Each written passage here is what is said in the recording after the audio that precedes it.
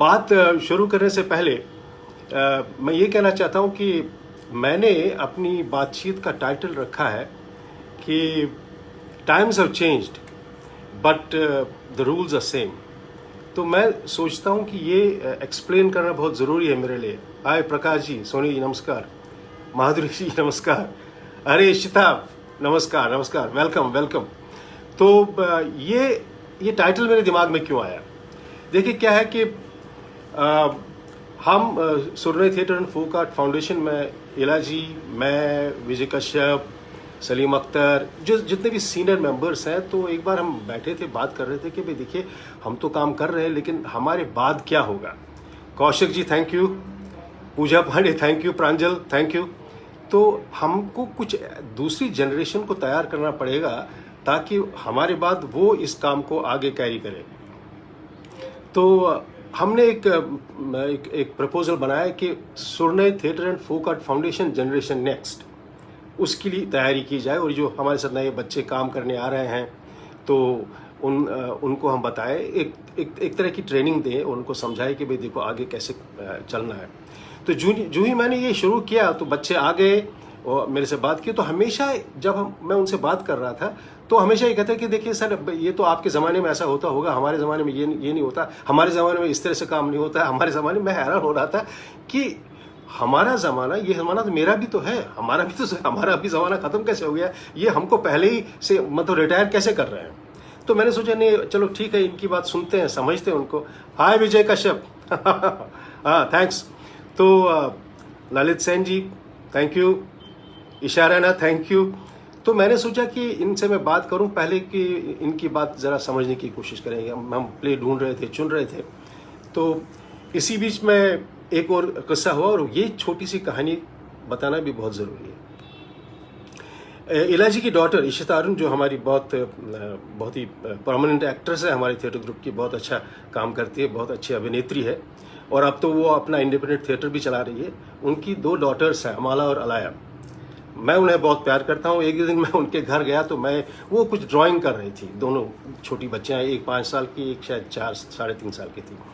तो अमाला ड्राइंग कर रही थी। मैंने उससे पूछा कि अमाला क्या तुमने बनाया? तो वो एक्सप्लेन कर रही थी। उसने कहा कि देखिए ये पहाड़ है, ये माउंटेन है, ये पेड़ है, इसके नीचे ये बैठा है। She was explaining. मैंने कहा वेरी गुड, बच्चे को मतलब एनकरेज करना है। तो मैंने कहा बहुत अच्छा है, वहाँ राजदान साहब बहुत अच्छे हैं। तो फिर मैंने यायू, उसको यायू कहते हैं अलाया को, तो यायू को मैंने पूछा कि बेटा तुमने क्या बनाया है?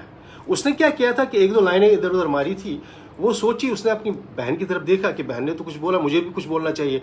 तो उसने फटाक से मुझे कहा कि this is modern art. Modern art मैं तो दंग रह गया, सत्ते में आ गया। मैंने कहा अरे ये 3 साढ़े 3 साल की बच्ची, इसको कैसे पता चला कि ये मॉडर्न आर्ट है? क्या जो चीज़ एक्सप्लेन नहीं किया जाए, जिसकी व्यापक एक्सप्लेनेशन नहीं हो, जो चीज़ समझ में नहीं आए, वो मॉडर्न आर्ट है? तो ये बात मुझे बहुत परेशान करती रही। अब इस बात का संबंध क्या? देखिए ऐसा है कि ये 3 साढ़े 3 साल के बच्चे हैं जो इस तरह की बात करते हैं। और हमारे ज़माने में जाइए, मुझे लगता है कि जब मैं 4 साल का था तो मेरी तो नाक बह रही थी और मैं बात तो करनी नहीं आती थी हमको। और अगर कभी पिताजी कहते थे जाओ अंकल को ज़रा हेलो कहो, तो हम शर्मा के निकल जाते थे हेलो करने की बात ही नहीं थी, बात बोलने का ढंग नहीं था, स्कूल जाते नहीं थे। तो मैं जो कॉन्टेक्स्ट, जो मेरे टाइटल का है कि times have changed but the rules are not, इस कॉन्टेक्स्ट में इसको देखिए कि आजकल की जनरेशन, छोटे से बड़े लेकर जनरेशन जो आज की है, उनके पास कितना एक्सपोजर है, वो कितने फास्ट है, कितने शार्प है और कितने मतलब बेसाख्ता बात करते हैं।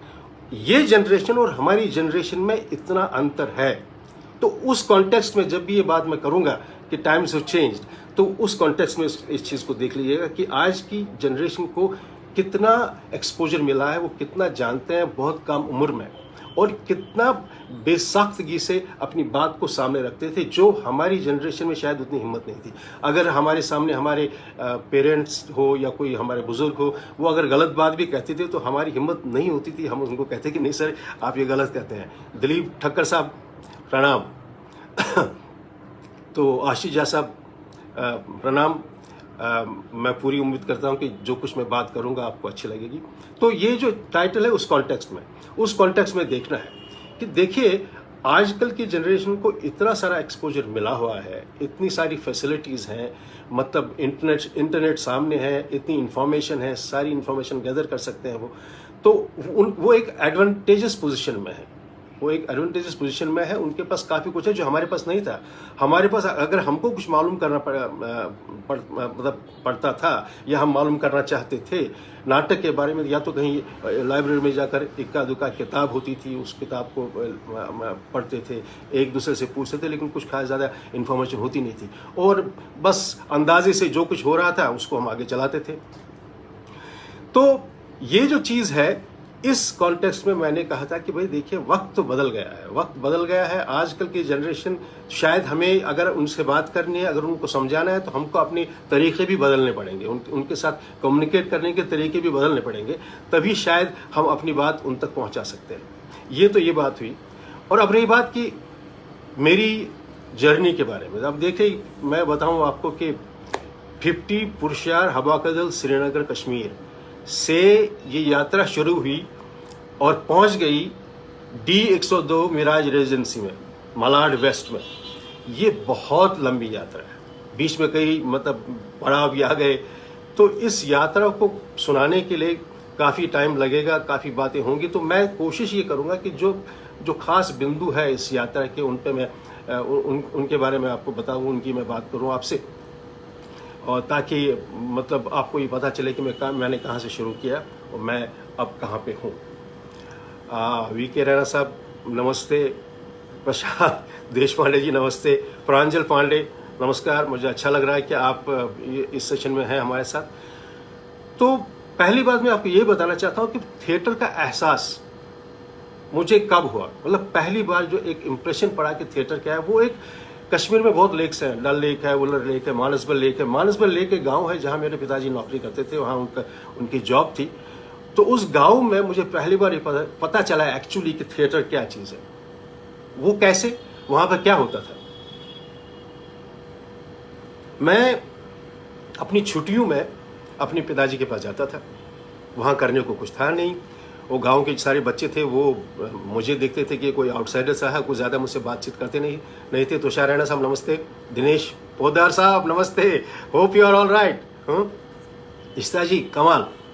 तो उनके साथ बातचीत होती थी। ये लोग क्या, ये जो खेती वेती करने के बाद शाम को एक पेड़ के नीचे, हमारे मुझे याद है जिस क्वार्टर में हम रहते थे उसके पास एक पेड़ था, उस पेड़ के नीचे सारे ये किसान जो दिन भर काम करते थे शाम को बैठते थे। शाम को बैठ के ये लोग बात करना शुरू करते थे एक दूसरे से। और बात किस सिलसिले में होती थी कि जो खेत में इनको प्रॉब्लम्स हुई, पानी देने में, बीज बोने में, वो सब डिस्कशन चलता था। और कोई सवाल पूछता था, कोई जवाब दे रहा था, कोई बहस भी होती थी। और थोड़ी देर के बाद एक टेलर हुआ करते थे, त्रिलोकीनाथ। वो एक्चुअली टेलर मास्टर थे, वो कपड़े बनाते थे। उनके पास एक ढोलक हुआ करती थी। तो थोड़ी देर के बाद वो उसको कहते हैं, चलो यार बहुत बहस हो गई, चलो आप थोड़ा जरा गाना वाना सुनाओ। तो वो ढोलक बहुत अच्छे बजाते थे। वो ढोलक बजाना शुरू करते तो गाना शुरू करते थे कश्मीरी में। और ये उनका मतलब रेगुलर एक रूटीन होता था, जहाँ पे ये नई चीज़ें, उनकी जो समस्याएं थी, उनकी जो प्रॉब्लम्स थी, उन प्रॉब्लम्स को कैसे हल करना है, उनका क्या जवाब होगा, किसके पास जाना पड़ेगा। और मेरे पिताजी उनको वो समझते थे कि भाई पढ़े लिखे आदमी यही है, इन्हीं से मतलब सजेशन ले लो, उनसे बात करो, और किस ऑफिस में जाना है, क्या करना है, ये डिस्कशन होता था। और बाद में अपने आप को एंटरटेन करने के लिए वो गाना बजाना भी करते थे। उस वक्त मुझे ये समझ नहीं आया था, मैं मतलब ये नहीं कहूँगा कि उस वक्त मुझे समझ आया अच्छा ये थिएटर है, नहीं, मुझे भी एक एक्टिविटी लग रही थी कि मतलब ये एंटरटेनमेंट एक्टिविटी है। लेकिन बाद में जब मैं थिएटर में आया और थिएटर को समझने की मैंने कोशिश की, तो मैं समझ गया कि एक्चुअली थिएटर की शुरुआत तो वहाँ थी, वो भी थिएटर था। क्योंकि थिएटर एक ऐसी चीज़ है, थिएटर प्रोवोक करता है आपको, थिएटर आपको क्वेश्चन करने के लिए बाध्य करता है, थिएटर आपके क्वेश्चन के जवाब देता है। इसीलिए ये एक लाइव मीडियम है, इतना इंपॉर्टेंट है और इतना स्ट्रॉन्ग मीडियम है। तो अगर सही मानों में देखा जाए तो मेरी जर्नी थिएटर की वहाँ से शुरू हो गई। वहाँ से शुरू होने के बाद तो देखिए, वहाँ भी मैं जो एक बात कहना चाहता हूँ कि वहाँ भी एक ग्रुप जमा होता था, एक समूह, 5 लोग, 6 लोग, 7 लोग, 10 लोग जमा होते थे, आपस में बात करते थे। सदाम खान साहब बहुत बढ़िया, मुझे अच्छा लग रहा है कि अरे अभिषेक, अरे आप भी हैं, thank you for coming. Richa ji thank you. तो तब भी 5-10 लोग जब इकट्ठे होते थे, आपस में बातचीत करते थे, तब कोई बातचीत, तब कोई बहस, तब कोई डायलॉग होता था, जिसको हम अंग्रेजी में आजकल डायलॉग कहते हैं। तो पहली बात जो हमको समझनी है कि थिएटर एक ग्रुप एक्टिविटी है। जब तक ग्रुप नहीं होगा, ग्रुप तो थिएटर हो नहीं पाएगा, अकेले थिएटर होता नहीं है। मतलब उसके बाद यहाँ से चलने के बाद जब काफ़ी बड़ा हो गया, तो मैं पहली बार जब थिएटर, एक प्रॉपर थिएटर ग्रुप में मैंने मतलब एंट्री ली, उस थिएटर का नाम था, मुझे याद है कि वो एक मतलब वो बेचारे नौकरी पेशा लोग थे, वो शाम को अपने दफ्तर से आते थे, काम करते थे, काम करने के बाद 6 बजे वो अपना कला केंद्र था उस थिएटर का नाम, तो वहाँ पे कला केंद्र में आके वो लोग नाटक करते थे। मैं उनके पास गया, मैंने कहा मैं भी करना चाहता हूँ। पहले तो उन्होंने हंसा कि ये बच्चा क्या थिएटर करेगा, इसको क्या समझ में आएगी। तो उन्होंने कहा चलो ठीक है, तुम बैठो बैठो, हमको देखा करो। तो वहाँ भी मैंने क्या देखा, 6-7 लोग जमा होते थे, उसमें कुछ महिलाएं होती थी और कुछ पुरुष होते थे। ये लोग आपस कुछ किताब खोली जाती थी, जिसको तो हम स्क्रिप्ट कहते हैं। तो स्क्रिप्ट पढ़ के वहाँ से भी वो उनकी रिहर्सल शुरू हो जाती थी, जिसको कि वो स्क्रिप्ट पढ़ते थे, फिर कैसे वो रिहर्सल करते थे। वो मेरा एक दूसरा एक्सपोजर था कि ये जानने के लिए कि नाटक कैसे होता है। उनको देख देख के मैंने नाटक में मेरी दिलचस्पी हो गई।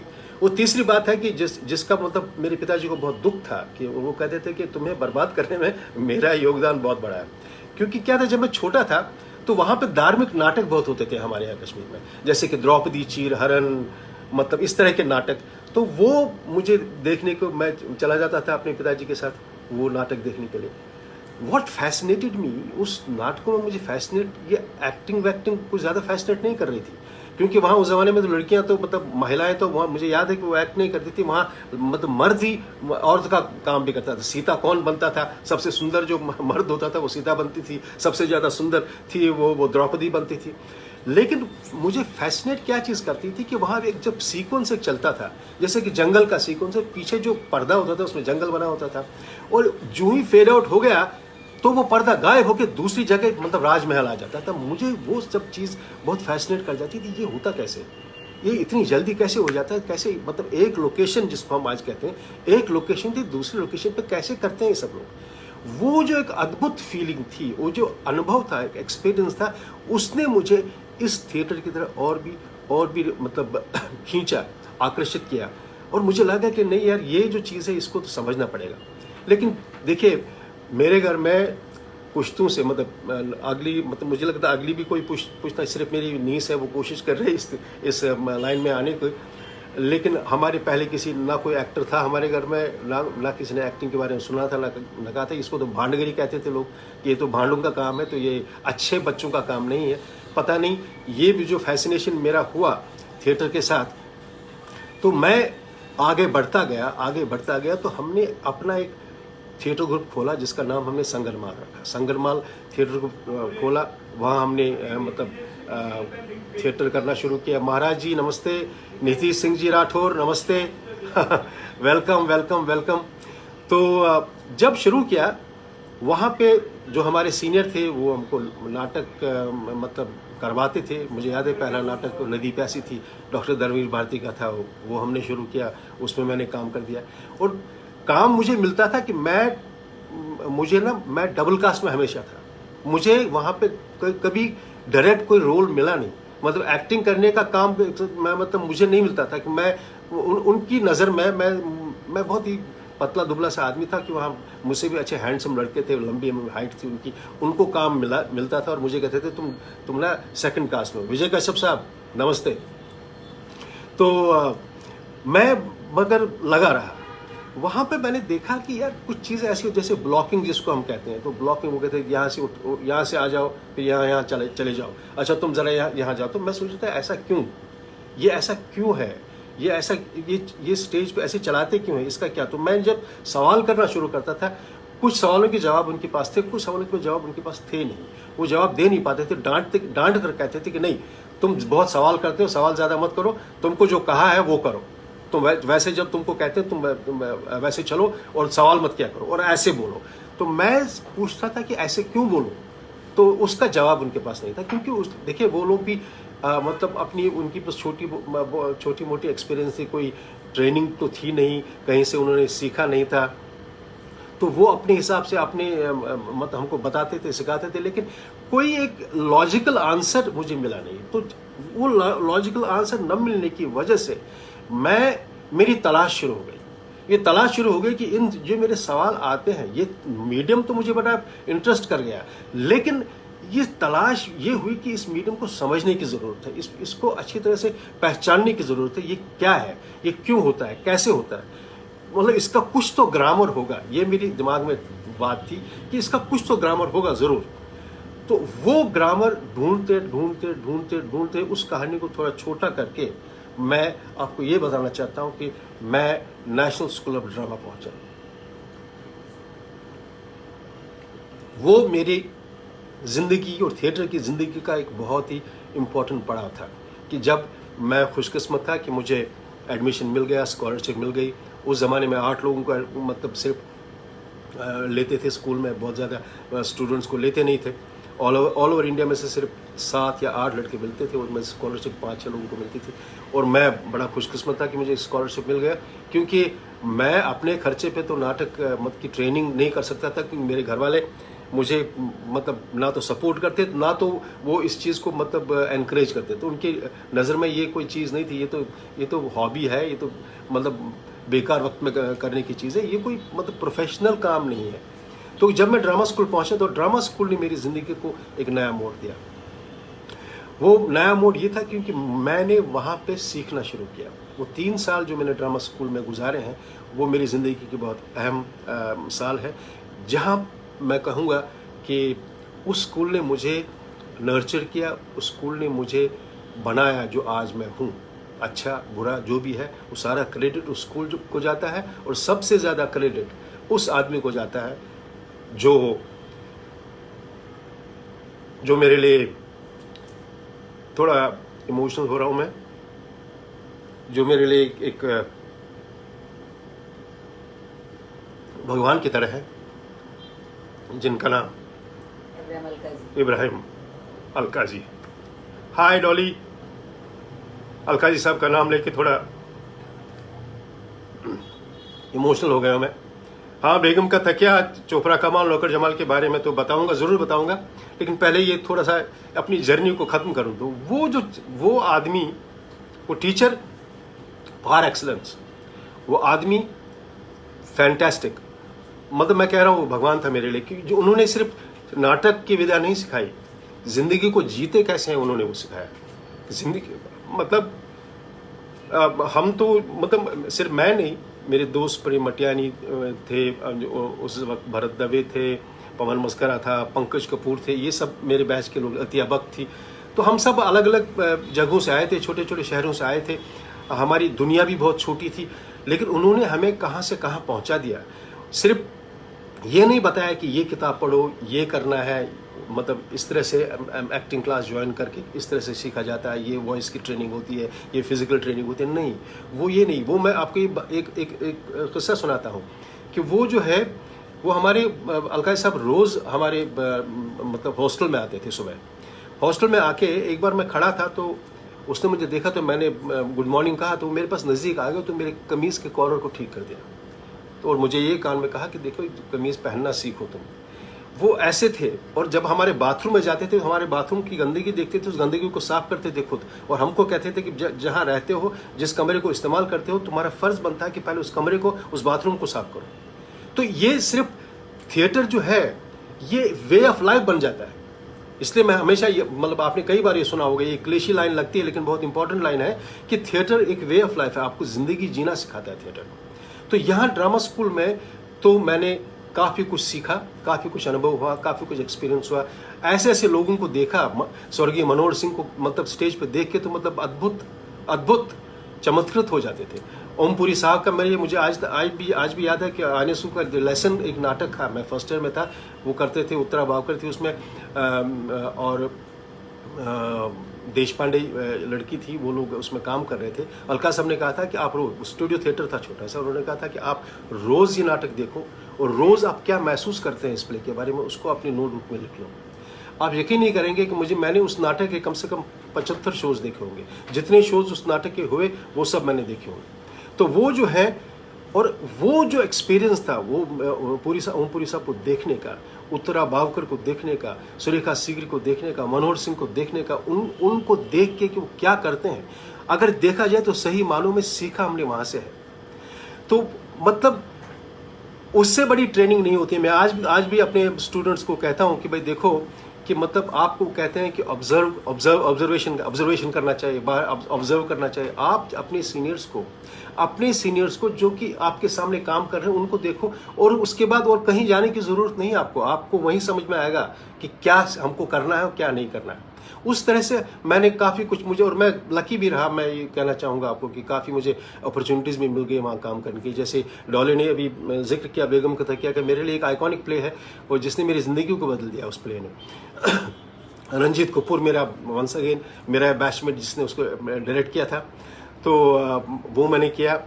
मैंने अलकायद साहब के जितने प्लेज उन्होंने, अंधायू कहिए, मतलब तुगलक कहिए, सुल्तान रजिया कहिए, ये सारे नाटक हमने किए और उनमें मैंने काम किया। तो हम बड़े खुशकिस्मत थे। हमारा बैच, ये कहा जाता था कि भाई वो जो हमारा जो 1973 का बैच था वो बहुत ही लकी बैच था, क्योंकि उनको अपॉर्चुनिटीज़ बहुत ज़्यादा मिल गई।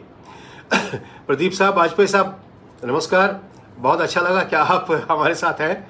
तो चोपड़ा कमाल नौकर जमाल फ्रेड्स बेनविट्स के साथ हमने प्ले किया, जिसमें पंकज कपूर जो कि मेरे बैचमेट हैं, मेरे बहुत अच्छे मित्र हैं, बहुत अच्छे हिंदुस्तान के बहुत माने हुए मतलब एक्टर्स में गिने जाते हैं, उनके साथ मैंने काम किया है। और वो भी बहुत ही अद्भुत अनुभव था चोपड़ा कमाल नौकर जमाल। और वो जो डायरेक्टर था फ्रेड्स बेनविट्स, वो भी कमाल की चीज़ थी। वो भी देखिए ऐसा है कि वो ये किस्सा पता नहीं मुझे कहना चाहिए या नहीं कहना चाहिए, लेकिन मैं कह दूंगा आज। उस प्ले में हमको काम मतलब रोल नहीं मिला था, उसमें मनोहर भाई और राजेश विवेक हमारे बहुत अच्छे एक्टर थे, मेरे सीनियर थे, उनको कास्ट किया गया था उसमें।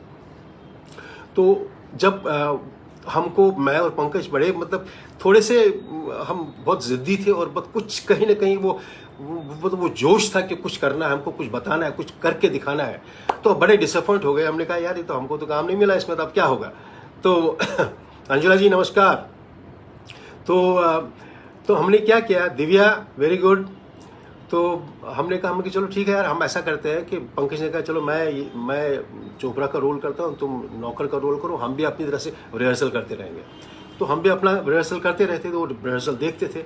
एक दिन क्या हुआ कि मनोहर भाई छुट्टी पे थे, क्योंकि वो chief of the repertory company भी थे, तो वो छुट्टी पे थे, तो रिहर्सल में नहीं आ पाए वो। और किसी कारणवश विवेक भी नहीं थे, तो बेनविट्स को खबर नहीं थी, वो आए अंदर। तो उन्होंने कहा कि भाई चलो रिहर्सल शुरू करें। तो हमने कहा कि वो है नहीं, पर पता नहीं कैसे हमने कहा कि सर हम करें। तो मैं और पंकज स्टेज पे गए, तो हमने एक सीक्वेंस वहाँ पे कर दिया। वो सीक्वेंस करके वो हैरान हो गए। वो सीधा मतलब उन दिनों डायरेक्टर थे ड्रामा स्कूल के कारण साहब, तो वो कारण साहब के पास गए। उन्होंने कहा नहीं ऐसा है, मैं तो कास्ट चेंज कर रहा हूँ, तो मुझे इस प्ले में के रहना चाहिए और पंकज कपूर चाहिए। और बहुत बड़ा मतलब हंगामा खड़ा हो गया। आप समझ सकते हैं कि मतलब ये मतलब पहली बार मतलब एनएसडी के रेपर्टरी कंपनी में हुआ था कि मनोहर सिंह जैसे इतने मतलब कदावर एक्टर जो है, फिर राजेश विवेक जो है, इतने कदावर एक्टर को रिप्लेस करें, ये कैसे हो सकता है, तो पॉसिबल नहीं है। लेकिन फ्रेड्स बेनविट्स थे, उन्होंने कहा नहीं ये तो होगा, अगर मुझे ये नाटक करना है तो मैं इन दो एक्टरों के साथ करूँगा, उनके साथ नहीं करूँगा। तो इस तरह से हमको वो काम मिला। तो हमारे लिए बहुत बड़ा चैलेंज था कि हमने सोचा कि भाई देखो ऐसा है कि हम ये एक बहुत बड़ा कहते एक कू हुआ था, तो मतलब हमको तो प्रूव करना है कि हम ये काम कर सकते हैं। तो मुझे खुशी हो रही है आज ये कह के, मेरे लिए बहुत ही प्रेशियस नाटक है मेरे लिए, और हमने बहुत अच्छा नाटक किया। और उस नाटक में एक बहुत इंटरेस्टिंग एक सीक्वेंस हुआ करता था कि जिसको हम जब करते थे तो बहुत एंजॉय करते थे स्टेज पे, वो मैं बताना चाहूँगा आपको। सतीश जी नमस्कार। वो क्या था कि उसमें एक सीक्वेंस है जबकि वो क्या उसकी मतलब बाइपोलर पर्सनैलिटी है चोपड़ा की। जब वो शराब पीता है तो वो सेंसेस में होता है, जब शराब नहीं पीता तो पागल हो जाता है वो। तो एक बार क्या होता है, एक सीक्वेंस में वो शराब पी के वो कहता है कि वो मूड में है, तो अपने नौकर को कहता है कि भाई तुम ना मुझे शंकराचार्य यहाँ पर बनाओ, मेरे ड्राइंग रूम में शंकराचार्य बनाओ। अब शंकराचार्य कश्मीर में है, वो ड्राइंग रूम में कैसे बनेगा। हाँ, तो ये जमाल जो है, जमाल बहुत नाराज़ हो जाता है, बहुत गुस्सा हो जाता है। वो क्या करता है, सारा फर्नीचर उठा उठा के, मतलब कुर्सियाँ एक के ऊपर एक के ऊपर एक के ऊपर एक के ऊपर करके कहता कि ये बन गया तुम्हारा शंकराचार्य, अब तुम चढ़ो। वो चढ़ जाता था, लेकिन चढ़ेगा वो तो अपने जमाल के कंधे पे जाके चढ़ता था ऊपर। तो ये जो सीक्वेंस था, ये सीक्वेंस जब चढ़ते थे तो एक बार पंकज और मैंने तय किया, हमने सोचा कि यार इसमें ये चढ़ तो जाए, लेकिन इसमें एक ड्रामेटिक कोई क्वालिटी नहीं है, ड्रामेटिक एलिमेंट नहीं है, तो क्या किया जाए।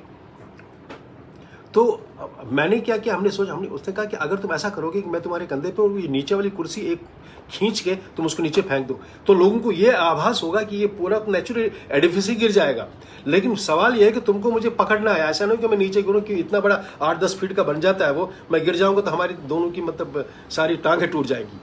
तो एक जो ट्रस्ट होता है ना एक्टर्स में, कि वो जो ट्रस्ट की एक बहुत बड़ी एग्जाम्पल थी। तो हमने रेस किया, मैंने कहा कोई बात नहीं, दिस इज डन, ये होगा, हम ये एक्टिविटी करेंगे और तुम गिरोगे नहीं, ये मेरी गारंटी है।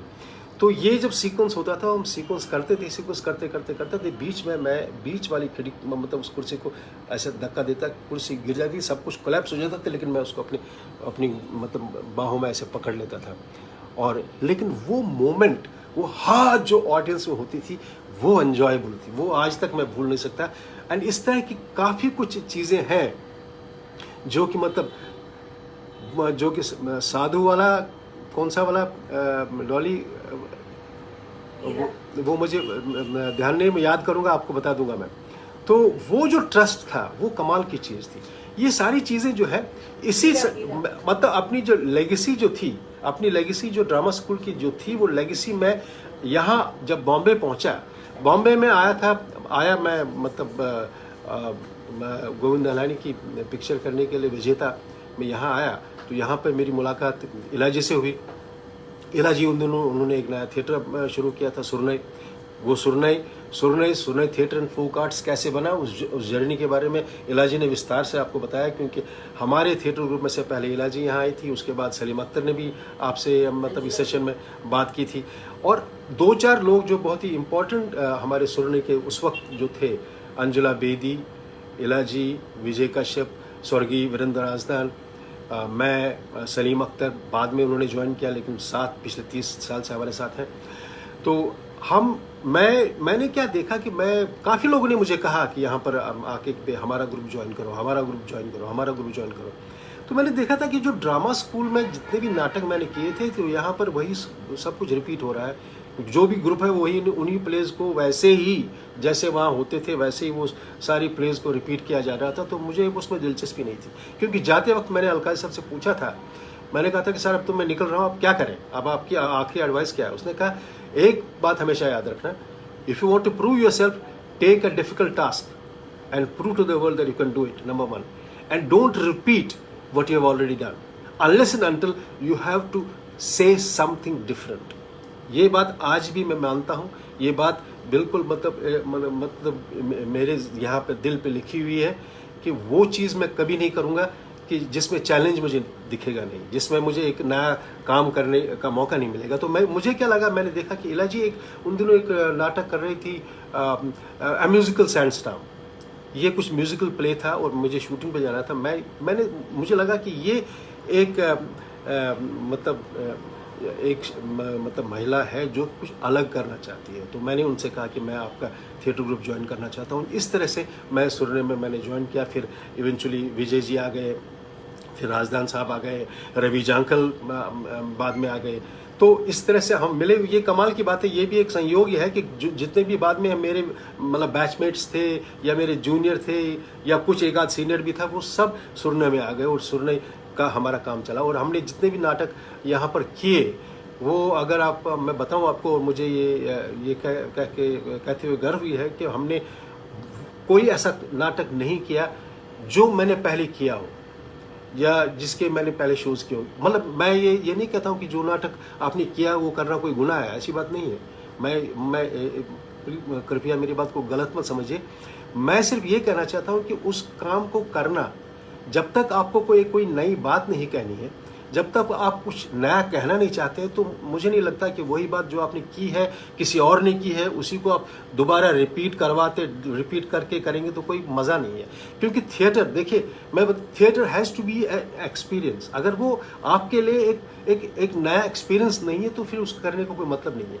क्योंकि थिएटर करने का मतलब ही है कि वो आपको ज़िंदगी का एक नया पहलू समझाए, ज़िंदगी की एक नई बात को बताए। अगर वो नहीं होता है तो मुझे लगता है वो एक्सरसाइज जो है वो मतलब बिल्कुल फ्यूटाइल है, उसका कोई पर्पस नहीं है। हम जब आजकल नाटक करते हैं, जैसे कि मैंने उस बात पे आऊँगा मैं कि मतलब रूल्स वही है। देखिए आजकल के बच्चे, मतलब कमाल की बात ये है कि आजकल के बच्चे मतलब जितना कॉन्फिडेंस उनमें है, अच्छी बात है कॉन्फिडेंस है, लेकिन कभी कभी मुझे लगता है कि वो ओवर कॉन्फिडेंस भी है। क्योंकि वो क्या है, वो जो आते हैं हमारे पास जब आते हैं वो कहते हैं कि सर हम मतलब थिएटर ज्वाइन करना चाहते हैं, आपके साथ काम करना चाहते हैं। लेकिन साथ ही साथ मुझे ये भी बताते हैं वो कि मुझे उनको क्या करना है, उनको कैसे समझाना है, उनको कैसे सिखाना है। तो मैं कभी कभी सोचता हूँ कि अगर तुमको सब मालूम है, तुमको कैसे क्या सीखना है, तो तुम मेरे पास क्यों आए हो? ये सवाल। लेकिन मतलब क्या किया जाए, कुछ उसका इस बात का जवाब क्या है मेरे पास? तो मैं सोचता हूँ नहीं, ज़रा ये हमारे पास आए, बैठे, बात करें तो इनको हम समझाएंगे आहिस्ता आहिस्ता कि भाई ये तरीका नहीं है। आजकल के ज़माने में जैसे कि 2-4 चीज़ें मैं बताना चाहता हूँ कि ये सारी बात जो है मैं मतलब सिर्फ उन नए एक्टर्स के लिए कह रहा हूँ जो कि नए हैं, जो हमारे ग्रुप में नए आए थे, जो आने वाले हैं, और जो दूसरे ग्रुप्स में भी नए एक्टर्स आते हैं जो चाहते हैं कि उन लोगों के साथ काम करें, कि शायद ये चीज़ें जो है उनको हेल्प करेंगी काम आसानी से करने में। पहली बात तो ये है कि ये याद रखिए, एक ग्रुप एक्टिविटी, इंडिविजुअलिस्टिक आर्ट नहीं है ये। कि बहुत से बच्चों को मैंने देखा वो मतलब वो सिर्फ अपने बारे में सोचते हैं, अपने बारे में ग्रुप में आते हैं, रिहर्सल में आते हैं, अपने बारे में सोचते हैं, ग्रुप की बात नहीं करते। देखिए आपको एक बात बताना चाहता हूं मैं, एक नाटक लिखा जाता है, एक राइटर ने एक नाटक लिखा, उसने 4 कैरेक्टर्स, 5 कैरेक्टर्स, 10 कैरेक्टर्स, जितने भी कैरेक्टर्स का एक नाटक लिखा, यानी कि उसने उन 10 कैरेक्टर्स की एक दुनिया बना ली। उस दुनिया को साकार किया उसने शब्दों में जब साकार किया उस दुनिया को, उसने उन कैरेक्टर्स को जीवन दिया। जब तक आप उन कैरेक्टर्स को समझेंगे नहीं, उस दुनिया को समझेंगे नहीं, और तब तक आप कभी उस काम के साथ जस्टिस नहीं कर पाएंगे। As an actor, as a director, as a costume designer, as a scenic designer, as a light designer कर ही नहीं सकते, क्योंकि वो संसार जानना बहुत जरूरी है। अभी कुछ दिन पहले, मतलब अभी कल की बात है, मैं मतलब मकरंद जी का वो सेशन देख रहा था, तो उसमें किसी ने कहा था कि एक्टिंग का क्राफ्ट क्या होता है, क्राफ्ट कैसे सीखा जाए। ये क्राफ्ट जो है ना, एक तो दूसरी बात है कि बड़े बड़े शब्द जो हमारे किताबों में हैं, तो आप इनके चक्कर में मत पड़िए। बात बहुत सहज है, सिंपल सी बात है कि देखिए आप जो कम्युनिकेट करते हैं, आपका जो कम्युनिकेशन का जो तरीका है, वो तरीका कैसे होता है स्टेज पे, आपका टूल क्या है कम्युनिकेशन का, आप अपनी बात कैसे ऑडियंस जो सामने बैठे उन तक कैसे पहुंचाते हैं। वो आपके पास क्या है, आपके पास अपना शरीर है जिसको बॉडी कहते हैं हम। आप अपने शरीर के थ्रू, आपके पास आवाज़ है, अपने आवाज़ के थ्रू, आप अपने एक्सप्रेशन के थ्रू और अपने जेस्चर्स के थ्रू, यही कुछ टूल्स हैं जिसके थ्रू आप अपनी बात उस ऑडियंस, दर्शक तक, वहां तक पहुंचाते हैं। आपका पहला काम यह है कि इस इंस्ट्रूमेंट को आप ठीक कीजिए, पक्का कीजिए। तो उसके लिए पहला काम यह है कि आप अपने आप को समझिए। अपने आप को समझने का मेरा मतलब यह है कि आप अपनी बॉडी को समझिए। आपका शरीर क्या है, आपके शरीर की क्वालिटी क्या है। मैं क्वालिटी की बात, आपकी आवाज़ कैसी है, क्या आपकी आवाज़ का मैं प्रोजेक्शन है, जैसे कि प्रोजेक्शन कहते हैं जिसमें जब फिर वॉइस ट्रेनिंग दी जाती है। अपने आप को समझना, फिर आपकी मेंटल कैपेबिलिटी को भी समझना बहुत ज़रूरी है। देखिए एक्टर का जॉब, खासकर मैं एक्टर सेंटर की सारी बात हो रही है, एक्टर बहुत ही लोनली जॉब है। आपको ही लगेगा, आप किताब पढ़ेंगे, आप किसी इंस्टीट्यूट में जाएंगे, मतलब वहाँ भी टीचर यही बात करेगा जैसे आज मैं आपके साथ बात कर रहा हूँ, लेकिन सीखना आपको खुद है। क्योंकि आपकी बॉडी को तैयार करने के लिए कोई इंजेक्शन नहीं है उस टीचर के पास कि वो आपको इंजेक्शन करेगा, आपकी बॉडी तैयार हो जाएगी। आपकी बॉडी को जैसे कहते हैं एक्सरसाइज कीजिए, योगा कीजिए, मतलब जिम जाइए, वो तो आपको करना पड़ेगा ना। ये अगर आपको वॉइस को ट्रेन करना है कि आपकी आवाज़ जो है वो प्रोसीनियम थिएटर में आखिरी रो तक पहुंच जाए, उसको ट्रेन करने के लिए आपको खुद प्रैक्टिस करनी पड़ेगी। आपको गाइड ज़रूर चाहिए, वो गाइड मिलेगा, बहुत गाइड है, बहुत बताने वाले आपको मिलेंगे, लेकिन ट्रेनिंग वो उठना तो आपको पड़ेगा सुबह 4 बजे और जाना पड़ेगा ओपन एयर थिएटर में या किसी खुले मैदान में जहाँ पे आपको अपनी स्पीच की प्रैक्टिस करनी पड़ेगी। तो ये जो चीज़ है, जब तक आप ये नहीं करेंगे, अपने पहली बात तो है कि अपने इंस्ट्रूमेंट को तैयार करना ये बहुत ज़रूरी है। अगर आपका इंस्ट्रूमेंट सही है, अगर आपका इंस्ट्रूमेंट पक्का है और फिर आप में एक्सप्रेस करने की क्वालिटी है, आप एक्टर हैं और आप एक्टर नहीं भी हैं, ये मैं आपको बता दूं कि लोग कहते हैं कि भाई एक्टिंग सीखी जाती है, एक्टिंग मतलब सिखाई जाती है। देखिए, एक्टिंग में हम करते क्या है, हम स्टेज पे करते हैं, वी इमिटेट लाइफ, जो हम रियल लाइफ में करते हैं उसी को हम स्टेज पे करते हैं। और वो जो है कुछ जो आदमी आसानी से ये हाय चारू, तो जो आदमी आसानी से रितेश रायना हंडू नमस्कार, आराध्या नमस्कार, जो आदमी आसानी से इस चीज को ट्रांसफॉर्म कर सकता है स्टेज पे, वो एक्टर बनता है। अब क्या है कि कुछ लोग इंट्रोवर्ट होते हैं शुरू में, क्योंकि वो अपनी बात आसानी से कह नहीं पाते हैं, तो उसके लिए गाइड होता है, जो डायरेक्टर होता है या टीचर होता है, वो उसको बताता है कि भाई तुम कैसे करो, और उसको आहिस्ता आहिस्ता ट्रेन करते करते उसका जो वो जो डर है, वो डर उसका दूर करता है, तो फिर वो सामने आके करता है। आप तो एक्टर इनबॉर्न होते हैं। जैसे कभी आप देखिए मतलब सिंगिंग का शुरुआत जो होती है वो कहीं स्कूल से नहीं होती है। सिंगिंग की शुरुआत, वो सिंगिंग की शुरुआत होती है, आप गाने लगते हैं, खुद ही गाने लगते हैं, और आप सुर में है तो है, आप सुर में नहीं है तो नहीं है। आप समझे, आप कोशिश कर सकते हैं, मैं ये नहीं कहता हूं कि कोशिश नहीं कर सकते हैं, आप जाके ट्रेनिंग कर सकते हैं, आप किसी गाइड से हेल्प ले सकते हैं, लेकिन जो है वो है, और उसको कैसे टोन इन करना है, उसको कैसे सुधारना है, उसके लिए आपको एक गाइड की जरूरत होगी। और दूसरी बात जो मैं आजकल के बच्चों को कहना चाहता हूं कि सबसे बड़ी बात जो हमारी सोसाइटी, हमारी जनरेशन में, आजकल की जनरेशन में जो मुझे लगता है, मुझे ये कहने में कोई दिक्कत नहीं है, अगर किसी को बुरा भी लगे तो मैं माफ़ी चाहता हूँ, कि मुझे लगता है कि एक समर्पण का भाव खत्म हो चुका है, कि जब तक ये समर्पण का भाव आप में नहीं है आप कभी कुछ सीख नहीं सकते। ये समर्पण का भाव होना बहुत ज़रूरी है। हमारा जो कल्चरल ट्रेडिशन है, जहाँ पे गुरु और शिष्य की परंपरा है, उसको भूलिएगा मत। ये गुरु और शिष्य की परंपरा सिर्फ हमारे देश में नहीं है, सारे वर्ल्ड में है। उसका तरीका अलग है, मगर वो समर्पण अगर आपके पास नहीं है तो आप सीख नहीं सकते हैं। आपको विश्वास करना पड़ेगा जिसके पास आप गए हैं। जैसे कि अगर आप कल को किसी भी थिएटर ग्रुप में गए हैं, आप मतलब ओम जी कटारे के पास गए हैं या आप किसी और डायरेक्टर के पास गए हैं सीखने के बगैर, आपको समर्पण करना पड़ेगा, आपको अपने आप को सरेंडर करना पड़ेगा। सीखने के लिए सरेंडर बहुत ज़रूरी है। अगर आप सरेंडर नहीं करेंगे तो सीखेंगे कभी नहीं। और दूसरी बात जो बहुत ज़रूरी है कि जो सिखा रहा है उस पर ट्रस्ट कीजिए, क्योंकि देखिए एक्टरों की सबसे बड़ी प्रॉब्लम क्या होती है कि वो ये समझ नहीं पाते हैं कि मतलब आप अपने आप को देख नहीं सकते। उस स्टेज पे एक्टर जब पहुंचेगा कि वो खुद को देख सकता है कि वो तो मतलब उत्तम अवस्था होती है, उस अवस्था तक पहुंचने में तो पूरी जिंदगी निकल जाती है। आपको देख रहा है सामने वाला आदमी, जिसको आप डायरेक्टर कहते हैं या जिसको आप टीचर कहते हैं, जिसको आप गाइड कहते हैं। आपका जरूरी है कि आप उस पर ट्रस्ट कीजिए, उस पर विश्वास कीजिए। वो जो आपको कहता है आपके भले के लिए कहता है, आपकी बुराई के लिए नहीं कहता है। कोई भी डायरेक्टर ये नहीं चाहता है कि मैं एक्टर को ऐसे गलत ट्रेनिंग दे दूं या गलत सजेशन दे दूं। वो अपना प्ले बर्बाद थोड़ी करना चाहता है, वो अपने प्ले को तो मतलब अच्छा ही करना चाहेगा अगर वो डायरेक्टर है उस नाटक का।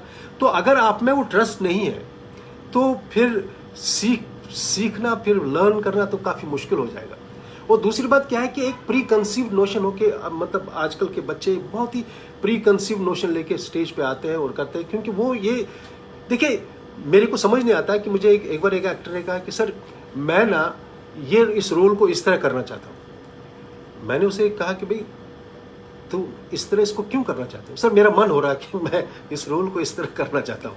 मैंने कहा इस तरह नहीं कर सकते आप। ये रोल जो है, ये रोल किसी राइटर ने लिखा है।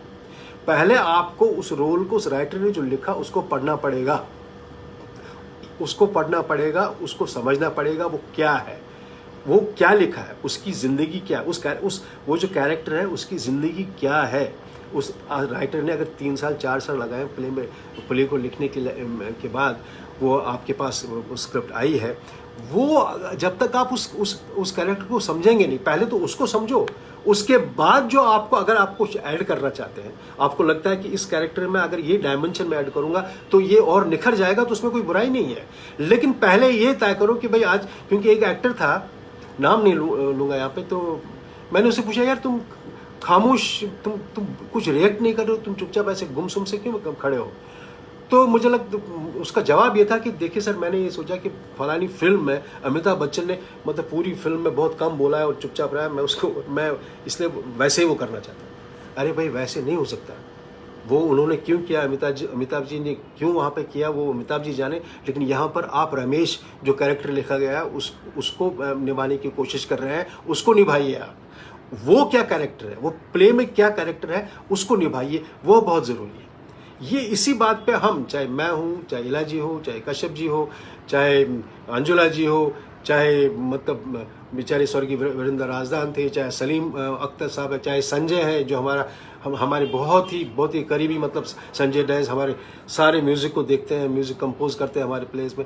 वो सब हम बच्चों को यही कहते हैं कि भाई देखो, पहले जो स्क्रिप्ट में लिखा गया, मुझे बहुत तकलीफ होती है इस बात से। इवन सीनियर एक्टर्स जो हैं कभी कभी इस तरह की मतलब गलती करते हैं कि वो ना तय करके आते हैं कि इसको तो मुझे ऐसे करना है। मेरा मतलब ये है, मैं ये कहना चाहता हूँ कि भाई जो राइटर ने लिखा है, अब इब्सन का नाटक आप कर रहे हैं, इब्सन कोई मतलब शेक्सपियर के बाद अगर वर्ल्ड थिएटर में अगर कोई राइटर जिसकी इज्जत है, जो माना जाता है, वो हेनरिक इब्सन है।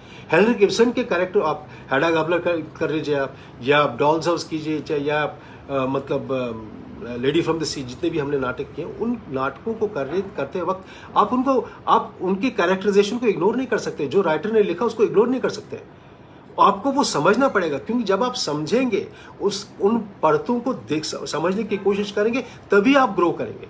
आप वो नहीं करेंगे तो मतलब ग्रो कैसे करेंगे आप पहले? क्योंकि फिर क्या होता है, फिर आप शायद मतलब हो सकता है एक आध रोल आपका निकल जाए, आप लोग आपकी तारीफ भी कर लें, लेकिन एज एन एक्टर आप ग्रो नहीं करते हैं एज ए एक्टर, क्योंकि आपने ये सीखा नहीं है कि कैरेक्टराइजेशन को कैसे अपने में आत्मसात करना है, एक दूसरे कैरेक्टर को। क्योंकि आफ्टर ऑल मैं हूं के राणा जब कोई रोल करता है तो के राणा नहीं, के राणा की बॉडी है, वो एक्सप्रेस करती है, लेकिन क्या इमोशनली क्या एक्सप्रेस करती है, उस कैरेक्टर को एक्सप्रेस करती है। जब तक उसकी इमोशनल फीलिंग्स को आप एक्सप्रेस नहीं करेंगे तो आप जस्टिस नहीं कर पा रहे हैं उस रोल के साथ। तो ये जो चीज है, ये रूल्स जो है, ये रूल्स कोई नए रूल्स नहीं, ये तब से है, जब से मैंने शुरू किया था, जब से मैंने एमेच्योर थिएटर में कश्मीर में श्रीनगर में शुरू किया था नाटक, आज तक वही रूल्स है, वही काम है।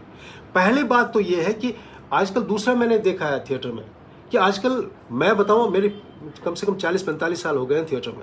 45 साल थिएटर में मुझे कभी किसी को एक्टर के साथ कभी झगड़ा नहीं हुआ, कभी कोई झगड़ा नहीं हुआ, कभी कोई आर्ग्यूमेंट नहीं हुआ, कभी कोई बहस नहीं हुई। लेकिन मैं आज देखता हूं हमारे थिएटर में, हमारे ग्रुप में कई बार ऐसा हुआ है कि एक्टर तो अभी रिहर्सल शुरू नहीं, आपसे लड़ रहे हैं। क्यों लड़ रहे हैं? क्योंकि भाई तुमने ये नहीं बोला, तुमने वो नहीं बोला, तुम ये क्यों कर रहे हो? तो क्योंकि ये प्रॉब्लम कहाँ शुरू हो जाती है, जहां आप स्क्रिप्ट से बाहर जाके अपना कुछ करते हैं। जब आप अपना कुछ करते हैं तो दूसरे को समझ नहीं आता कि तुम क्या बोल रहे हो।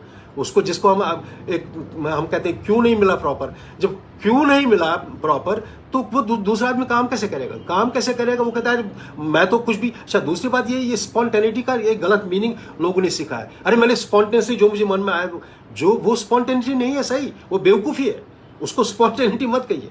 स्पॉन्टेनिटी बिल्कुल अलग चीज है। स्पॉन्टेनिटी आपकी तब आएगी कि जब आप रिहर्सल करते करते लगातार अपने पार्ट को तैयार करते एक ऐसी स्टेट पे पहुंचेंगे जहां सहजता से वो बात आपकी निकलेगी, जहां अगर आप शब्द को इधर उधर करके भी कहेंगे, लेकिन उसका एहसास जो है वो एहसास बदलेगा नहीं। वो उसको स्पॉन्टेनिटी कहते हैं। इसको स्पॉन्टेनिटी नहीं कहते हैं कि मैं कुछ भी उल जुल स्टेज पे बोलूंगा। ये स्पॉन्टेनिटी नहीं है भैया, ये स्पॉन्टेनिटी को भूल जाइए। ये गलत तरीका है, ये गलत तरीका है, इसको स्पॉन्टेनिटी नहीं कहते हैं। तो कहने का मतलब ये है कि भाई रूल्स तो वही हैं, रूल्स बदले नहीं है, तरीका वही है। सिर्फ क्या हुआ है कि हमारे पास टेक्नोलॉजी आई है, लाइट्स अलग अलग तरह की आई है। आप सलीम अख्तर से कहिए कि भाई ये लाइट, वो कहता नहीं आज ये लाइट है, मैं इस लाइट से इसको एनहांस कर सकता हूँ। तो ये अच्छी बात है, क्योंकि जो वक्त बदलेगा नई नई चीज़ें आएंगी, वो तो स्टेज में आएंगी।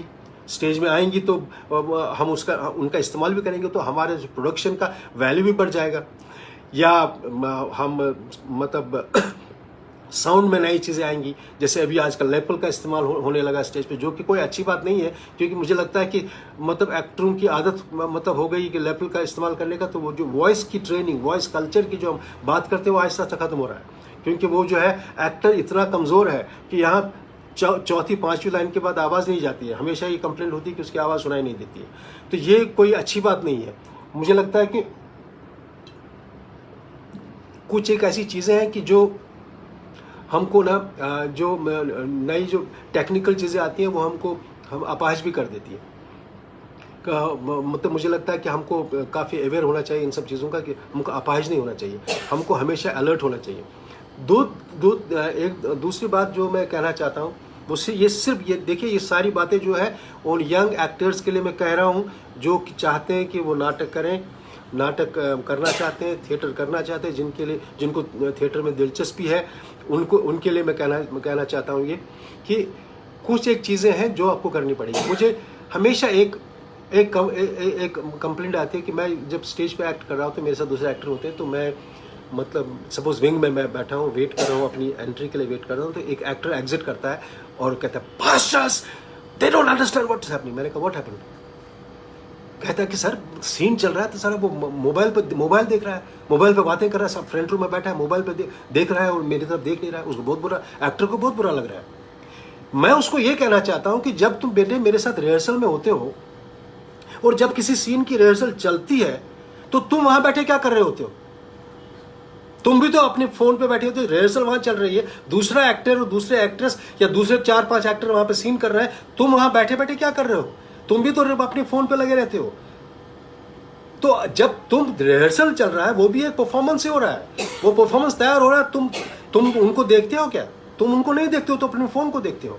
तो अगर जब तुमको वो चीज़ बुरी नहीं लगती, अगर ऑडियंस में तुम्हारा प्ले देखते वक्त वो ऑडियंस वाला आदमी फोन पे देखता हो, तुम्हें कोई हक नहीं है उसको ये कहना कि वो फोन क्यों देख रहा है। Charity begins at home. आपको डिसिप्लिन पहले अपने घर में होना चाहिए। कितनी बार मैंने अपने थिएटर ग्रुप में अपने लोगों को कहा है कि भैया रिहर्सल में please switch off your phones, लेकिन मजाल है कोई स्विच ऑफ करेगा फोन? और सीखेंगे कैसे आप? एक जैसे इला जी स्टेज पे परफॉर्म कर रही है, उसके साथ कोई दूसरा एक्टर स्टेज पे परफॉर्म कर रहा है, मैं उनको कहता हूँ देखो ये सीनियर एक्टर है, इन्होंने 40 साल से काम किया है, 40 साल काम कर देख लो ये क्या कर रहे हैं, आप ऑब्जर्व करोगे तो सीखोगे, वही एक तरीका है सीखने का। लेकिन मजाल है वो नहीं सीखेंगे, वो उधर थोड़ी देर के लिए मुझे खुश करने के लिए उधर देखेंगे, मैं वापस टर्न करूंगा तो अपने फोन में लगे हुए होते हैं। भैया जब तक आप ये फोन पे देखना बंद नहीं करोगे, ये डिसिप्लिन आप अपने थिएटर ग्रुप्स में क्रिएट नहीं करोगे, तब तक आपको कोई हक नहीं बनता है कि ऑडियंस में अगर कोई बैठा है आपका परफॉर्मेंस देखते हुए वो फोन को देखता, आपको कोई हक नहीं बनता ये कहने का कि आप फोन क्यों देख रहे हैं। क्योंकि आप जब तक ये डिसिप्लिन अपने थिएटर ग्रुप में नहीं क्रिएट करेंगे, अपने थिएटर वालों के बीच में नहीं क्रिएट करेंगे, तब तक आपको कोई हक नहीं बनता कि आप ऑडियंस में वहाँ कंप्लेंट कीजिए। कि ये कुछ ऐसी चीज़ें हैं जो कि मैं चाहता था कि ये आजकल के बच्चे। दूसरी बात एक और चीज़ है, देखिए क्या है कि स्क्रिप्ट की कोई अहमियत नहीं रह गई है। अब क्या होता है कि जब मैं रिहर्सल में होता हूँ तो क्या होता है कि रिहर्सल चल रही होती है, तो अब दूसरा एक्टर बैठा है, वो अपना फ़ोन खोलता है और फ़ोन में अपनी लाइंस देख के लाइंस बोल रहा है।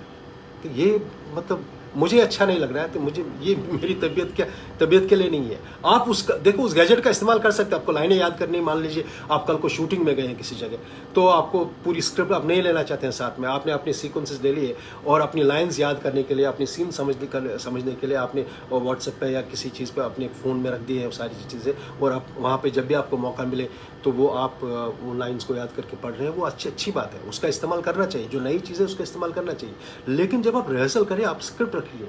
स्क्रिप्ट रखना बहुत ज़रूरी है, क्योंकि जब तक आप शब्दों को पेपर पे कागज़ पे देखेंगे नहीं, आपको शब्दों के साथ मोहब्बत करनी पड़ेगी।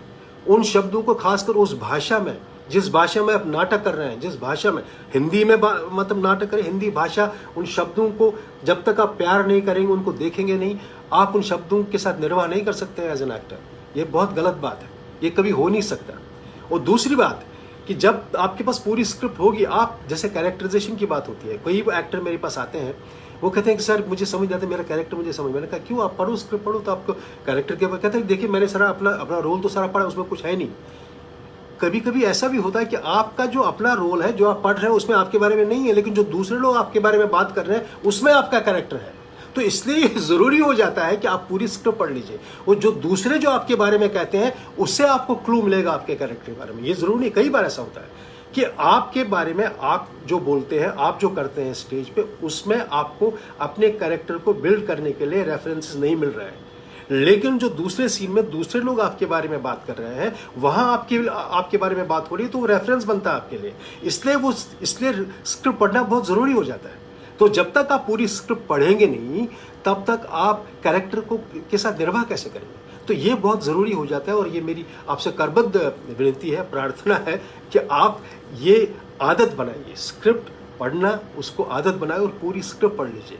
पूरी स्क्रिप्ट पढ़ना बहुत ज़रूरी है, तो तभी आप अपने कैरेक्टर के साथ निर्वाह कर सकेंगे। अभी जैसे कि कुछ ऐसे एक्टर भी, ऐसी बात नहीं है कि मतलब आखिर में मैं कुछ ये कहना चाहता हूँ कि देखिए जो कुछ मैंने अब तक किया है, उसमें सिर्फ वो सारा श्रेय मुझे नहीं जाता है। मैं बहुत खुशकिस्मत रहा हूँ कि मेरे साथ कुछ ऐसे लोग रहे हैं, जैसे इलाजी। मैंने जितने प्लेस डायरेक्ट किए हैं अब तक, वो तो या ओरिजिनल प्लेस इलाजी ने खुद लिखे हैं, उनका अडेप्टेशन इलाजी ने खुद किया है। मुझे कोई मतलब मैं बेझिझक ये कह सकता हूँ कि अगर हिंदुस्तान में मैंने देखा है कि कोई अच्छे अडेप्टेशन कर सकता है, उनमें मैं पहले नंबर पे इलाजी का नाम रखूँगा, क्योंकि शी इज़ अ वंडरफुल मतलब राइटर, बहुत अच्छा अडेप्टेशन करती है। मतलब किसी एक फॉरेन प्ले को कैसे वो हिंदुस्तानी मतलब परिवेश में डालते हैं, तो दैट्स इनक्रेडिबल एक्चुअली। मतलब वो अगर जिसने हमारे नाटक देखे होंगे उनको समझ में आएगा, चाहे वो जिमिला बाई कलाली हो, चाहे वो हरदीप कौर गिल हो, चाहे वो मतलब गूंज हो, चाहे वो मतलब जितने भी हमने नाटक किए हैं उनको अडेप्टेशन किया है। तो मेरे पास एक ऐसा शख्स, हमने तो तय किया है कि मैं प्ले में पढ़ूंगा, प्ले का सिलेक्शन मैं करूंगा, अडेप्टेशन इलाजी करेगी। तो ये सिलसिला जो है पिछले 30-35 साल से चल रहा है, और सलीम साहब हमारे साथ है कुछ 30-35 साल से, वो मतलब उसकी लाइटिंग करेंगे। हाँ, उस लाइटिंग करने से पहले तो विजय कश्यप जो हमारे साथ, मतलब जब से मैं सुरने में हूँ तब से विजय कश्यप भी हमारे साथ है, अंजुला बेदी हमारे साथ है। तो हमने तय किया कि भाई हम काम करेंगे तो एक साथ करेंगे। लोग कई बार मुझे पूछते हैं कि भाई आप दूसरे ग्रुप के नाटक डायरेक्ट क्यों नहीं करते हैं, वहाँ काम नहीं। मैंने कहा मुझे मौका नहीं मिलता, क्योंकि मेरे पास इतना काम है। अभी भी अगर ये कोविड नहीं होता तो 2 प्लेस की रिहर्सल हमारी शुरू होनी थी। तो मैंने कहा मेरे पास टाइम नहीं, मैं दूसरों के पास कैसे जाऊँ, दूसरे मतलब ग्रुप्स में जा नहीं सकता हूँ, क्योंकि मेरे पास इतना ढेर सारा काम पड़ा हुआ है।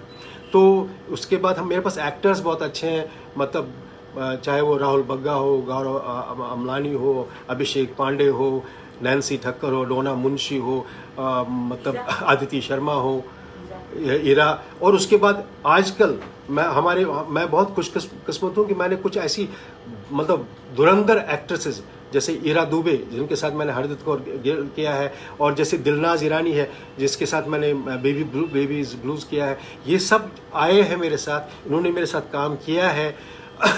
आशीष है हमारे साथ, जितने भी एक्टर्स हैं, हो सकता है कि मतलब आराध्या है, मतलब जितने भी लोग हैं, जितने भी एक्ट्रेसेस हमारे साथ आई हैं, एक्टर्स हमारे साथ आए हैं, अगर ये सब मेरे साथ नहीं होते तो शायद मैं इतना अच्छा काम नहीं कर पाता था। तो ये श्रेय मैं अकेले को नहीं लेना चाहता हूँ। ये सारे सुरने थिएटर और फोक आर्ट फाउंडेशन के साथ जितने भी लोग जुड़े हैं, नए पुराने और अब आने वाले जितने भी हैं, जिनके साथ हम काम शुरू करेंगे, मुझे पूरी उम्मीद है कि आज की मेरी बात को उन्होंने सुना होगा और वो इन सारी बातों पर अमल करेंगे कि जो मैंने उनको कही है। जो नए लोग हैं वो करेंगे, अमल करेंगे कि भाई इस तरह से काम करना है। ये खासकर मैं नवनीत को, ईशा को, हर्षिका को, दानिश को, नीतीश को, नरेंद्र को, इन सब को, नरेश को कहता हूँ कि जो आने वाले हैं, पर्दा उठने से पहले जो नाटक हुआ वो मतलब वो नाटक उसके साथ ऐसे आयरॉनिकली हुआ कि पर्दा उठने से पहले ही अभी नाटक की रिहर्सल बंद हो गई। अगर कोई ऐसा क्वेश्चन अभी हो, अब आप मुझसे पूछ सकते हैं, तो मैं शायद आपके क्वेश्चंस का जवाब दे सकता हूं, क्योंकि टाइम हो गया। तो अगर किसी को कोई क्वेश्चन पूछना हो, because of your honesty and the love that you shower on each one of us, Dinesh, हाँ कोई क्वेश्चन है बताइए। प्रणाम प्रणाम। पुनीत, अरे वाह पुनीत, देखिए पुनीत को मैं भूल गया था। Puneet, Abhishek ji, sir journey from actor to director. हाँ, मेरी journey from actor to director, ईमानदार जवाब दूंगा कि मुझे एक्टिंग करने में आज भी बहुत मजा आता है। और एक्टर तो मुझे, डायरेक्टर तो मुझे इलाजी ने बनाया। अगर कल को मुझे कुछ अवार्ड मिला तो मुझे उसमें मतलब इलाजी की झोली में डालना पड़ेगा, क्योंकि क्या हुआ कि मैं NSD से आया था और जब ये प्ले कर रहे थे पहला जेठवा उजली, तो सवाल आया कि भाई डायरेक्ट कौन करेगा, डायरेक्ट कौन करेगा इस नाटक को। तो इलाजी ने कहते हुए आप हैं, आप तो NSD के हैं तो आप कर लीजिए। हाँ डॉली, ये बात को याद रखना, मोबाइल का भी इस्तेमाल मत करना। बिकॉज देखिए हम ड्रामा स्कूल से आए हुए लड़के हैं, लड़कियां हैं डॉली, तो ये जो है जब हम ये शुरू करेंगे तभी बाकी लोग सीखेंगे, क्योंकि ये एक न्यूसेंस है। मतलब ये जितना मतलब ये जो गैजेट है बहुत इसका यूज़ है, बहुत अच्छा यूज़ है। मैं नहीं मानता हूँ कि ये यूज़ नहीं उसका, लेकिन हमारे काम में बहुत ही स्टम्बलिंग ब्लॉक है। इसने क्या है, पहली बात तो ये कंसंट्रेशन, हमारी जो कंसंट्रेशन होनी चाहिए अपने काम में, वो कंसंट्रेशन हो नहीं पाती। हमारा बच्चा जो है वो कंसंट्रेशन कर नहीं पाता, उसका सारा ध्यान मतलब, इसलिए मैंने तय किया कि अगली बार जो है मैं तो सबको कहूँगा अपने, कई बार मैंने किया भी है, सबके फ़ोन अपने टेबल पर रखे हैं, लेकिन होता नहीं है। इसी कब तक आप मतलब, ये इतने बच्चे तो है नहीं, अडल्ट हैं, इनके साथ कहेंगे, कल को कहेंगे सर आप कौन होते हैं हमें ये कहने वाले, हम तो करेंगे। बट बेसिकली ये है कि मतलब ये प्रॉब्लम है डॉली, इसको अगर आप करते हैं तो बहुत अच्छी बात होगी। हाँ क्वेश्चन, सर आपने नेचुरल किससे सर आप इतने नेचुरल कैसे हो, आपके actor is just awesome. Natural मैं कैसे हूँ, क्योंकि मैं बहुत सहज इंसान हूँ। मैं आपको ये बताना चाहता हूँ, मुझे ऐसा लगता है मैं बहुत ही सहज हूँ, क्योंकि वो सहजता मेरे काम में दिखती है। और मैं कॉम्प्लिकेट नहीं करता चीज़ों को, और ख़ासकर कॉम्प्लिकेट करना ही नहीं चाहिए। और मैं सबसे बड़ी बात यह है कि मैं अपने काम के साथ, अपने कैरेक्टर के साथ बहुत ईमानदारी से काम करता हूँ। वो कैरेक्टर को मैं अपना जामा नहीं पहनाता हूँ।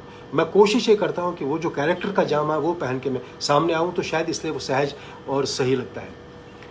Your honesty as an actor is a dream for any director और audience to watch. How do you work on it as an actor.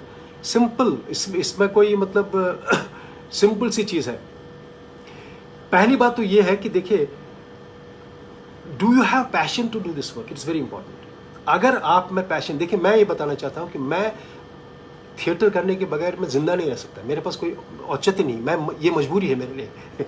जब तक कोई चीज़ आपके लिए मजबूरी नहीं बनेगी कि आपको लगेगा कि मैं इसके बगैर जिंदा नहीं रह सकता, तब तक आप उस काम को सही तरीके से कर नहीं पाते, सहजता से नहीं कर पाएंगे। क्योंकि मुझे ऐसा लगता है कि मैं जब तक मैं नाटक नहीं करूँगा, जब मैं नाटक पढ़ूंगा नहीं, तब तक मैं अनकंफर्टेबल फील करता हूँ।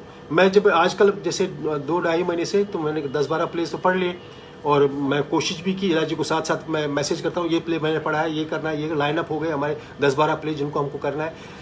Sir, is Covid making us push our boundaries as artist, what changes do you see after this phase get. देखिए ऐसी बात है कि मैं बताना मैं शुरू में ही बताना चाहता था कि मुझे मतलब ये जो है ना जयदेव तो कमाल का आदमी है, तो उसने कहा हम तो नहीं मानेंगे के जी, आपको तो लाएंगे हम इस सेशन में। तो मैं प्रत्यक्ष बात करने का आदी हूँ, आमने सामने। मेरे पास जिससे मैं बात करता हूँ, जब तक मैं उसकी आंखें नहीं देखूंगा मुझे अच्छा नहीं लग रहा है।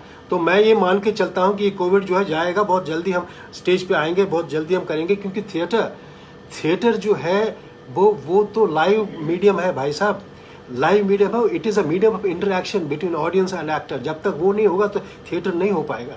और मैं आपको ये बताना चाहता हूँ कि जब आप एक्ट कर रहे होते हैं, when you are performing your play, you are not doing theater. Theater happens in the mind of the audience.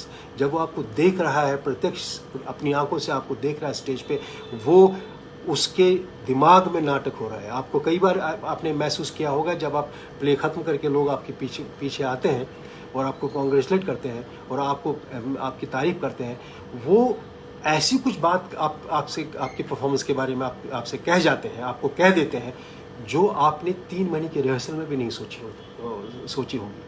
वो 3 महीने की रिहर्सल जो आपने प्ले की, आपके दिमाग में, वो जहन में वो बात नहीं आई जो उस ऑडियंस में बैठने वाले आदमी ने आपको अप्रिशिएट करते हुए कहा है। यानी कि जब वो आपको देख रहा है, उसकी दिमाग में भी एक दुनिया मतलब चल रही है, वो he is creating his own world, he is trying to connect with the world which we are showing him.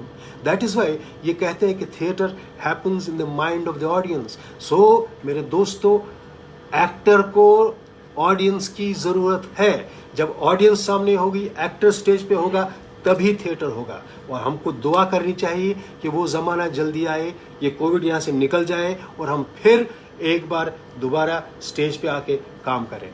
Safe distancing in theatre, what is the future? कोई डिस्टेंस, आप ये चिंता मत कीजिए, कोई फ्यूचर.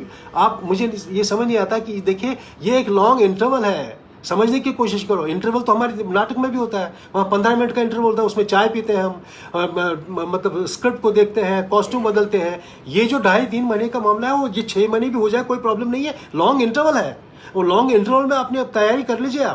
आप अपनी तैयारी कीजिए, प्लेस पढ़ लीजिए, प्लेस को अपना प्लान आउट कीजिए, अगले 3 साल का वर्क प्लान आउट कीजिए. कब घबराते क्यों है? ये रहने वाला नहीं है चीज़. मैं इसको नहीं मानता हूँ. I am a positive thinker. मैं बहुत पॉजिटिव चीज़ें सोचता हूँ और मुझे पूरा यकीन है बहुत जल्द ऐसा होगा जब हम दोबारा स्टेज पे होंगे. तो अब ये सेफ डिस्टेंसिंग, वेव डिस्टेंस की कोई ज़रूरत नहीं है. ये अच्छी बात है. देखिए, ये अच्छी बात है कि हम आइडल नहीं है. ये जो अब आजकल ये जो सेशन चल रहा है, मैं वंस अगेन मैं जयदीप को, कोकोनट थिएटर को मैं धन्यवाद देना चाहता हूँ कि उन्होंने ये ऐसा एक इनिशिएटिव ले लिया जिससे हम आपस में बात कर सकें. देखिए, पंकज कपूर जी के पिताजी ने, एक बार हम लुधियाना में 5वां सवार प्ले करने गए थे और पंकज जी के घर में रहते थे. तो वहाँ उनके पिताजी जो कि प्रिंसिपल थे कॉलेज के, तो उनसे बात करते करते उन्होंने मुझे एक बात कही थी जो अलकाई साहब की बातों की तरह मुझे आज तक याद है. उन्होंने कहा था कि an inconvenience is an adventure rightly consider. अगर आप इस इनकन्वीनियंस को जो है इसको एक पॉजिटिव तरीके से देखेंगे, आप इसको एडवेंचर मान लीजिए, आपको समझ में आ जाएगा. आप एक नई चीज़, आप नई तरह से खिल जाएंगे और आप नई एक्सपीरियंस, नई अनुभूति स्टेज पे लाएंगे. आप घबराइए मत. मैं आप सबसे करबद्ध प्रार्थना करता हूं, आप अपना काम चालू रखिए, आप काम चालू रखिए. बहुत जल्द हम दोबारा मिलेंगे स्टेज पे. देखिए, इससे फायदा क्या हुआ? देखिए, हर एक चीज़ के अपने पॉजिटिव्स भी है. फायदा ये हुआ कि देखिए, आपने इन सेशंस में east, west, north, south, Hindustan के जितने भी दिग्गज लोग जिन्होंने नाटक किया है, जो नाटक करते आए हैं, जो कि इस रंगमंच के इतने बहुत बड़े हस्ताक्षर हैं, उन्होंने आपके साथ बातचीत की है. क्या नाटक में पिछले 50 साल में ऐसा कभी हुआ है कि आपने एक साथ इतने लोगों को एक साथ सुना हो, उनके एक्सपीरियंसेस को उन्होंने आपके साथ शेयर किया? तो ये तो एडवांटेज, ये फायदा ही हुआ ना कोविड-19 का. ये फायदा हुआ कि आपको एक मौका मिला है इतने लोगों की बात सुनने का, इतने लोगों के एक्सपीरियंस को को शेयर करने का. ये मौका थिएटर में नहीं आता. वरना अगर मतलब ठीक समय होता तो सब लोग अपने अपने रिहर्सल में लगे होते, एक दूसरे का नाटक भी हम देखते नहीं है. मतलब मैं तो ये यहाँ पे मैं कहूँगा कि मैं इतने सालों से यहाँ नाटक कर रहा हूँ. जब से मैं दिल्ली से यहाँ आया हूँ, मैंने नाटक करना छोड़ा नहीं, लेकिन कोई भी दोस्त मेरा नाटक देखने नहीं आता. कोई भी एनएसडी का मेरा बैचमेट मेरा नाटक देखने नहीं आता, कभी नहीं आता. और मेरी ये पॉलिसी है, मैं जब तक टिकट नहीं कोई खरीदेगा तब तक मैं किसी को बुलाता नहीं, except unless and until he is a sponsor. उसने मुझे पैसा दिया है तो मैं उसको इन्वाइट करता हूँ, अगर मैं किसी को इन्वाइट भी नहीं करता हूँ. लेकिन अगर कोई शख्स नाटक करता है, कोई भी आदमी, मैं पहला शख्स होता हूँ, मैं और इलाजी पहले जाते हैं उनका नाटक देखने के लिए. तो कहने का मतलब ये, हम तो अपने ककून में फंसे थे. कोविड-19 ने हमको एक मौका दे दिया है कि अपने ककून से बाहर आओ और आप बात करो. तो देखिए, के रानो का इतने लोगों ने मेरी बात सुनी, आपको कहाँ मौका मिलता है? कल आपने मकरंद की बात सुनी, परसों आपने ओम कटारे जी की बात सुनी, आपने सुरेश शर्मा की बात सुनी, डॉली अहलुवालिया की बात सुनी, आपने इतने लोगों की बात सुनी, आपने इलाजी की बात सुनी, आपने सलीम अख्तर की बात सुनी. ये कैसे, कहाँ मौका मिलता है आपको? सब लोग अपने अपने बिजी होते. तो ये एक पॉजिटिव है इसको पॉजिटिव को समझ के इसको सैल्यूट कीजिए और ये ईश्वर से प्रार्थना कीजिए कि जल्दी हम इस संकट से निकल जाए, उभर जाए और दोबारा हम स्टेज पे जाए, दोबारा हम स्टेज पे काम करें. और ये होगा, ये ज़रूर होगा, मुझे पूरी यकीन है. और कोई सवाल? हाँ, कोशिश की है मैंने सही कहने की. Thank you very much. अगर आपको मेरी बात अच्छी लगी, और ये भी मैं कहूँ आखिर में, क्योंकि ये सारा जो मैं बात कर रहा था ये यंग नौजवान एक्टरों के लिए था. मैं चाहता हूँ अगर उनको मेरी बात अच्छी लगी तो आए, सुने थिएटर और फोक आर्ट जो फाउंडेशन है हमारा, उसमें आए, हमें ज्वाइन कीजिए, हमारे साथ काम कीजिए. लेकिन रूल्स हैं, तरीके हैं उनको अपनाना पड़ेगा। उनके बगैर आप नहीं, आप हमारे ग्रुप में नहीं आ सकते, क्योंकि अब हम बहुत स्ट्रिक्ट होने वाले हैं।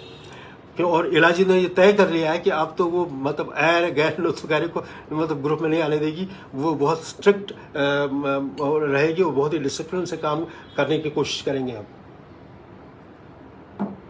तो मैं जाने से पहले lots of love, thank you Aaradhya.